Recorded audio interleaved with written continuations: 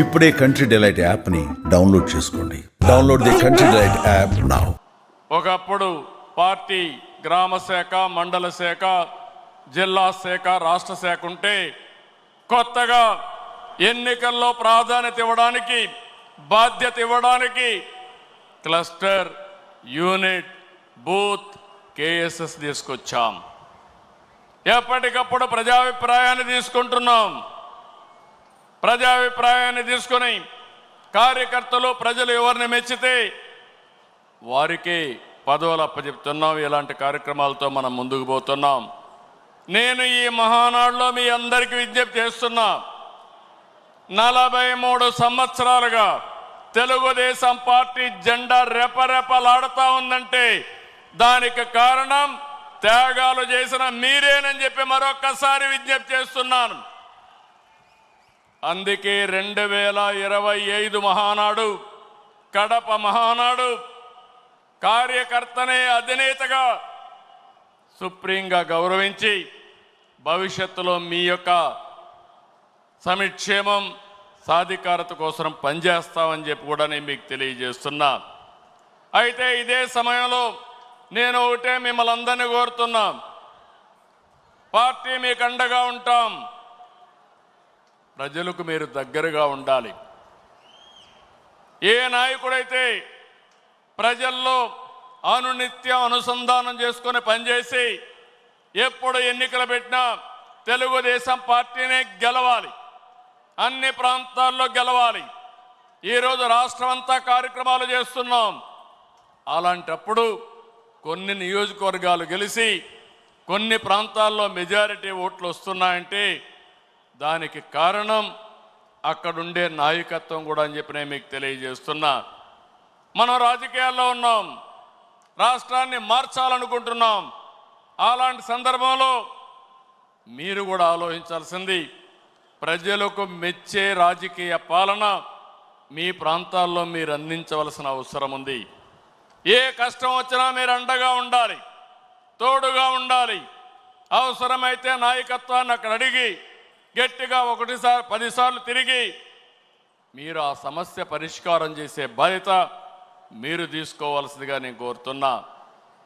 ఇంకొక పక్కన నేను ఒకటే మిమ్మల్ని అందరినీ కోరుతున్నాను, మనం కొన్ని జాగ్రత్తలు కూడా తీసుకోవాలి. నేను ఎప్పుడు కూడా చాలా జాగ్రత్తగా ఉంటాను.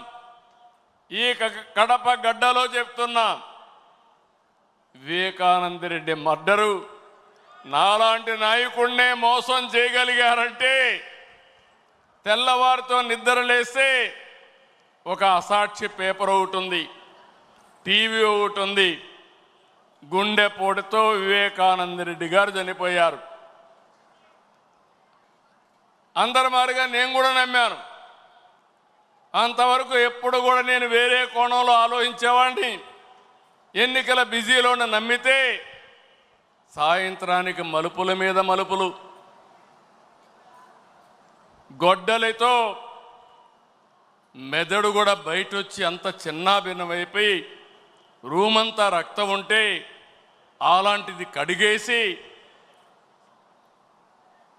ఏమీ జరగనట్టు గుండెపోటుతో రక్తం వచ్చి గోడలన్నీ కూడా తడిచిపోయాయని చెప్పగలిగారంటే ఎలాంటి వారితో మనం పోరాడుతున్నాం ఒక్కసారి ఆలోచించుకోవాల్సిన అవసరం ఉంది. సాయంత్రానికి మలుపులు తిరిగి రెండో రోజున నారాసుర రక్త చరిత్ర నా చేతిలో కత్తి పెట్టి నా మీదనే నెపవేసే పరిస్థితికి వచ్చారంటే కెన్ యూ ఇమాజిన్ అని చెప్పి నేను మిమ్మల్ని అడుగుతున్నా. అర్థమైందా మీకని అడుగుతున్నా.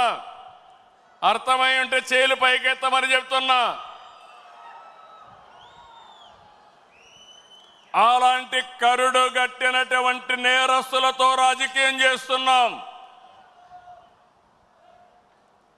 అందుకే నిన్న ఒకటి జరిగితే వీరయ్య చౌదరి, సంతనూతలపాడు, పల్నాడు హత్యలు జరిగాయి. హత్యలు జరిగితే నాకు అనుమానం వచ్చింది. ఇప్పుడు నేను ఎవరిని నమ్మడం లేదు. ప్రతి ఒక్క విషయాన్ని కూడా సందేహం పెట్టుకొని మనసులో వేరే విధంగా నేను ఆలోచించి ఎవరు చేశారని ఆలోచించే పరిస్థితికి వచ్చాను. చేస్తే కొంతమంది మన దగ్గరుండి వాళ్లకు కోవర్ట్లుగా పనిచేస్తూ వాళ్ళ ప్రోత్సాహంతో ఇష్టానుసారం హత్యా రాజకీయాలు చేస్తున్నారు. మన చేతితో మన వేలుతో మన కన్ను పొడుచుకొని తద్వారా రెండు పనులు, ఇది తెలుగుదేశం పార్టీ వాళ్ళు వీళ్ళనే చంపుకుంటున్నారు అని చెడ్డ పేరు తేవడం, వాళ్ళ టార్గెట్ని సులభంగా ఎలిమినేట్ చేయడం, ఇది నేరస్తులు చేసే కనికట్టు మాయ. అందుకే చెప్తున్నా, ఎవరైనా సరే మన కార్యకర్తలు కూడా ఇలాంటి తప్పుడు పనులు చేస్తే ఏ కార్యకర్తను కూడా నేను ఉపేక్షించనని మరొక్కసారి మీ అందరికీ విజ్ఞప్తి చేస్తున్నా. మీకందరికీ ఆమోదయోగ్యమైతే గట్టిగా చప్పట్లు కొట్టి మీరు కూడా ఆమోదించండి.